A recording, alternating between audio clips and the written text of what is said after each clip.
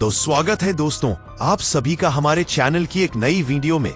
आज हम बात करने वाले हैं कांतारा चैप्टर 1 के बारे में, जो कि साल 2022 में आई कांतारा मूवी का प्रीक्वल है।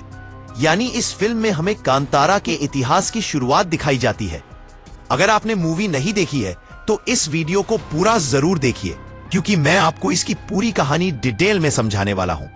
तो दोस्तों, कांतारा शब्द का मतलब होता है रहस्यमयी जंगल।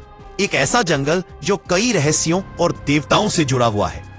कहानी की शुरुआत होती है कई हजार साल पहले, जब ईश्वर ने अपनी इच्छा से पंजुर्ली देव और गुलिका देव को धरती पर भेजा। दोनों देवता धरती पर आकर एक पवित्र जंगल में वास करने लगे और वही जंगल आगे चलकर कांतारा कहलाया। अब कांतारा जंगल के बाहर एक बड़ा साम्राज्य था जिसका राजा था विजेंद्र। लेकिन ये विजेंद्र एक बहुत ही क्रूर राजा था, जो गरीब लोगों को पकड़कर विदेशियों को गुलाम बनाकर बेच देता था।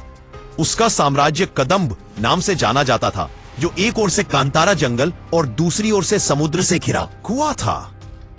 एक दिन राजा समुद्र में स्नान करने गया। वहां उसने एक बूढ़े मछुआरे को देखा जिसका नाम था मैकारा। वो बेचारा सिर्फ मछली पकड़ रहा था, लेकिन राजा को यह मंजूर नहीं था कि एक गरीब उसके समुद्र में मछली पकड़े। राजा ने गुस्से में अपने सैनिकों को आदेश दिया कि उस बूढ़े को मार दो। लेकिन तभी उस बूढ़े जेब से कुछ मसाले गिरते हैं। राजा उन्हें उठाकर सूंघता है और समझ जाता है कि ये मसाले तो बहुत कीमती है, जिन्हें वो विदेशों में बेच सकता है। राजा पूछता है, ये मसाले कहां से आए?